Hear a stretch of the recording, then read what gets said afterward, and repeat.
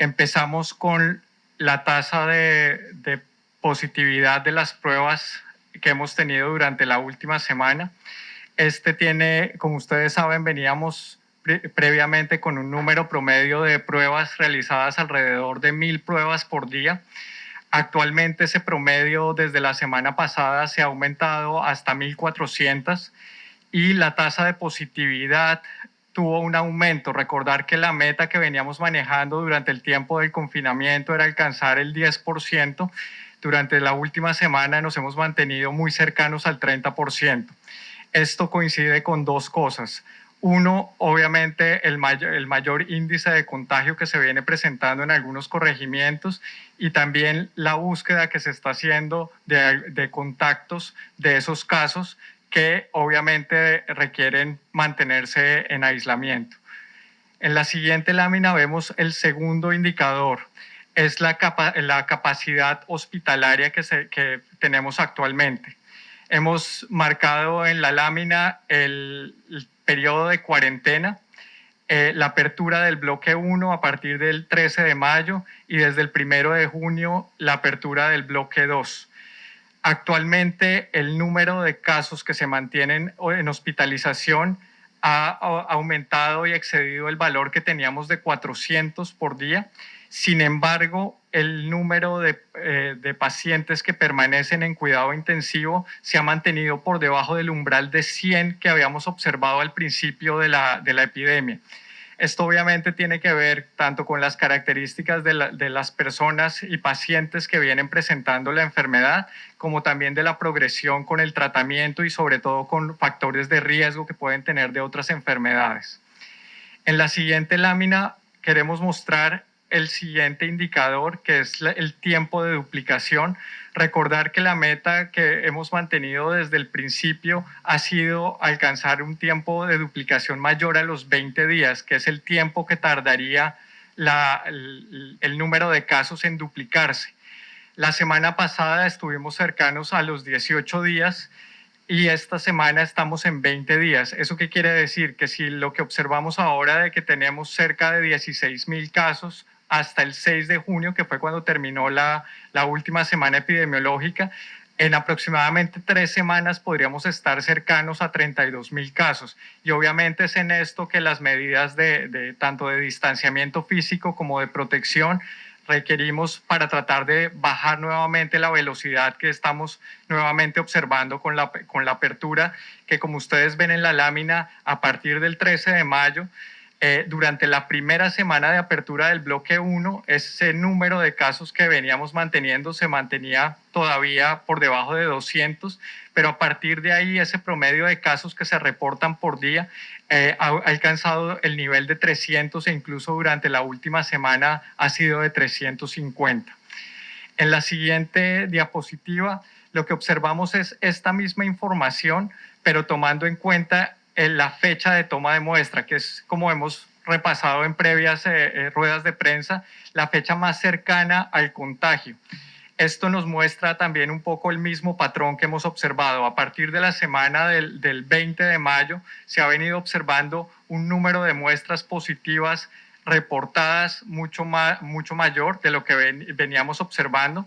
Cuando vemos la línea blanca que se observa, vemos que que resume el promedio de los últimos 7 días, lo vemos también con una tendencia al aumento. Nuevamente, esto lo que indica es un aumento en la velocidad que va tomando nuevamente la epidemia en el país.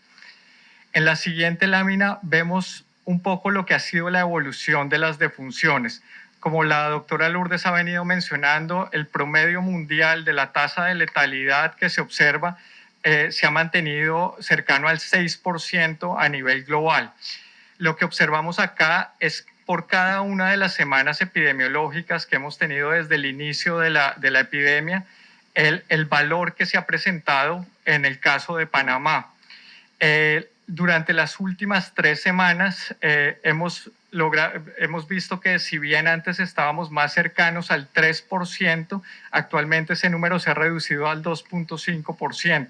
Este es un número que tenemos que continuar valorando en las siguientes semanas, que van a ser críticas, porque obviamente la idea es que en la medida que la capacidad hospitalaria se mantenga y sobre todo el recurso humano, tanto de médicos como de personal de enfermería, logre manejar estos pacientes, podamos tener una tasa de letalidad todavía por debajo de la media regional y mundial.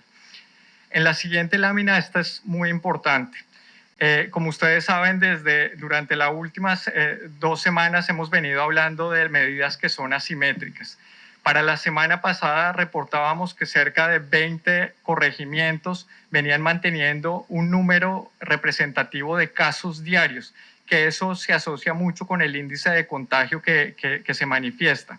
Como vemos, si bien todavía muchos de los corregimientos del país, cerca del 60%, todavía se mantienen sin casos, vemos que en las zonas donde existe mayor población, obviamente donde tenemos también algunas dificultades desde el punto de vista socioeconómico, son aquellas que todavía se siguen manteniendo con un mayor índice de contagio. Esto quiere decir que presentan más casos y también obviamente un mayor riesgo de que los contactos que permanecen a nivel familiar se puedan también contagiar.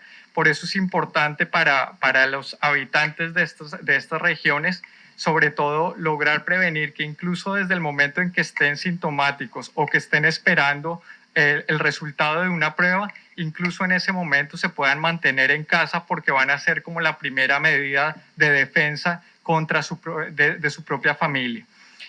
En la siguiente lámina mostramos aquellos corregimientos que han mostrado sobre todo mayor tasa de mortalidad, es decir, mayor número de defunciones de acuerdo a la población. Nuevamente el patrón es un poco el mismo, sobre todo en la región de Panamá Metro, San Miguelito, Panamá Oeste e incluso también en la zona de Gunayala. Observamos que han sido aquellos que han sido más afectados, sobre todo por las características de la población en cuanto a su edad y a los factores de riesgo que pueden tener. En la siguiente es un concepto que es muy importante de manejar durante estas siguientes semanas. Como sabemos, algunas áreas y corregimientos vienen tomando algunas medidas que son más estrechas, como son las que tenemos actualmente acá en Panamá y en Panamá Oeste. Pero, sin embargo, en las otras regiones todavía tienen cierta flexibilidad para la movilidad. Este es un concepto que ha sido exitoso también en otros países y el principio básico es bastante sencillo. Se llaman burbujas sociales porque, como ustedes ven en la lámina, nuestra familia que consiste en aquellas personas que conviven en un mismo espacio, en la medida que estemos seguros de que ellos estén sanos, van a ser nuestra primera fuente de protección. Nos va a permitir mantener obviamente el contacto físico con ellos, pero obviamente también prevenirlos de lo que puede afectarse por este virus que puede ser tan contagioso. La recomendación es que cada una de estas burbujas, es decir, cada grupo familiar o de convivientes, pues, se mantengan distanciados de los otros grupos en al menos 1.8 metros. Esto básicamente porque ya se ha observado que al mantener esta distancia, la reducción del contagio puede ser de cerca de la tercera, de 2/3 o 1/3 de lo que podría ser el contagio. En la siguiente es importante mencionar que no son burbujas sociales y sobre todo es algo que vimos con la apertura tanto del bloque 1 como del bloque 2.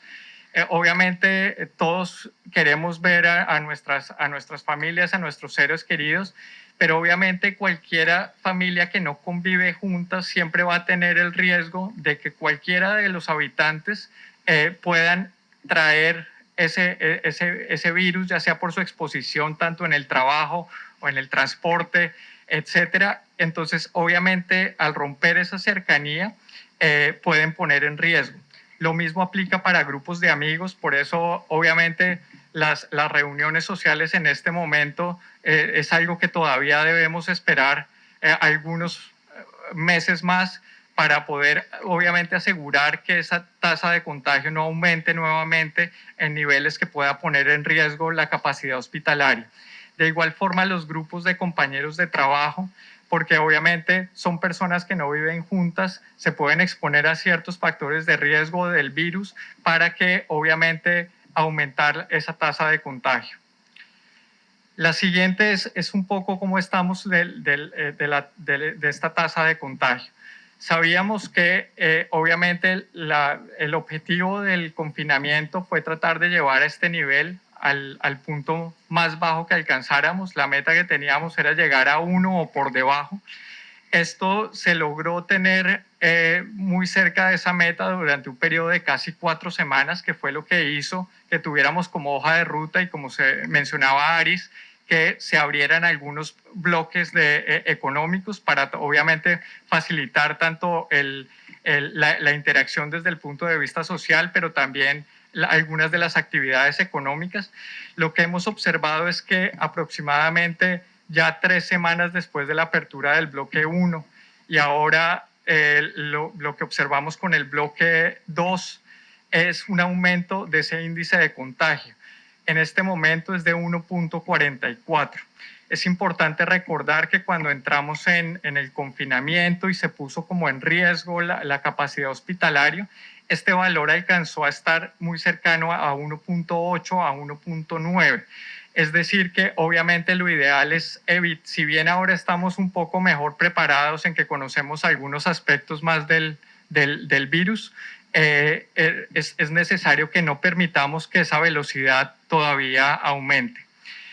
En la siguiente hacemos esta misma estimación, nuevamente tomando ya no en este caso el número de casos, sino el número de defunciones, y vemos una tendencia similar. Esto nuevamente lo que indica es que la tasa de contagio en este momento está aumentando. Obviamente está localizada en algunos corregimientos, pero incluso aquellos que todavía no tienen el virus deben mantenerse idealmente libres de COVID, porque obviamente eso va a hacer que el virus se pueda continuar expandiendo.